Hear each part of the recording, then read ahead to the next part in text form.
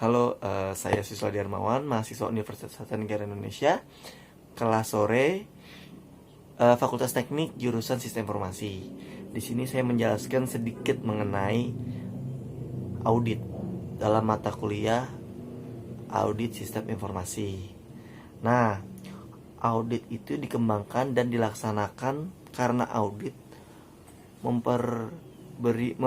audit yaitu memberi banyak manfaat bagi dunia bisnis. Ya, pelaksanaan audit mempunyai tujuan yang berbeda.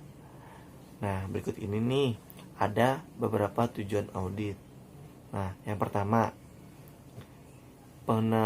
penilaian pengendalian. Nah, untuk penilaian pengendalian itu ialah pemeriksaan operasional berhubung dengan pengendalian administratif pada seluruh tahap operasi perusahaan yang bertujuan untuk menentukan apakah pengendalian yang ada telah memadai dan terbukti efektif serta mencapai tujuan perusahaan. Yang kedua, penilaian kerja. Nah, penilaian pelaksanaan dan operasional serta hasilnya. Penilaian itu diawali dengan mengumpulkan informasi-informasi kuantitatif, lalu melakukan penilaian efektivitas, efisiensi, dan ekonomisasi. Nah, penilaian selanjutnya menjadi informasi bagi manajemen untuk meningkatkan kinerja perusahaan. Yang ketiga, membantu manajemen dalam pemeriksaan operasional dan ketaatan, maka hasil audit lebih diarahkan bagi kepentingan manajemen untuk formasinya, dan hasilnya merupakan rekomendasi atas perbaikan-perbaikan yang diperlukan pihak manajemen. Nah, di sini ada manfaatnya nih. Manfaat audit apa sih? Nah, manfaat audit itu dikelompokkan menjadi 3 kelompok dasar yang menikmati manfaat audit, yaitu pertama ya, bagi pihak yang mengaudit nih, menambah kredibilitas laporan keuangannya sehingga laporan tersebut dapat dipercaya untuk kepentingan pihak luar entitas seperti pemilik saham, kreditor, pemerintah, dan lain-lain. Yang kedua, mencegah dan menemukan fraud yang dilakukan oleh manajemen perusahaan yang diaudit. Yang ketiga, memberikan dasar yang dapat lebih dipercaya untuk penyiapan surat pemberitahuan pajak yang diserahkan kepada pemerintah. Yang keempat, membuka pintu bagi masuknya sumber-sumber pembiayaan dari luar. Nah, yang kelima, menyikapi kesalahan dan penyimpangan moneter dalam catatan keuangan. Nah, bagi anggota lain dalam dunia usaha,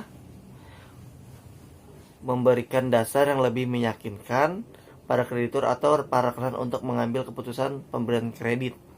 Yang kedua, memberikan dasar yang lebih meyakinkan pada perusahaan asuransi untuk menyelesaikan klaim atas kerugian yang diasuransikan. Yang ketiga, memberikan dasar yang terpercaya pada para investor dan calon investor untuk menilai prestasi investasi yang kepengurusan manajemennya. Nah, yang ketiga nih, bagi badan pemerintah dan orang-orang yang bergerak di bidang hukum. Nah, yang pertama, memberikan tambahan memberikan tambahan kepastian yang independen tentang kecamatan dan keandalan laporan keuangan.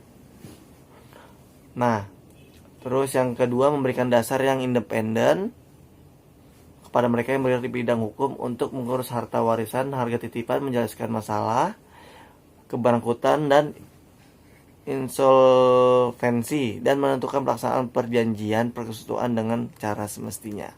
Nah, yang terakhir nih ya, pengertian audit. Apa sih pengertian audit itu? Nah, audit adalah proses yang dilakukan oleh seorang auditor di mana untuk mendapatkan bukti yang akurat mengenai aktivitas ekonomi suatu entitas. Proses audit ini akan dilakukan untuk menyertakan derajat kewajaran aktivitas ekonomi suatu entitas tersebut, apakah telah sesuai dengan yang telah ditetapkan dan melaporkan hasil kepada para pihak yang berkepentingan. Nah, ada jenis-jenis lagi nih, jenis audit, yaitu audit laporan keuangan, audit kerja, audit kepatuhan. Nah,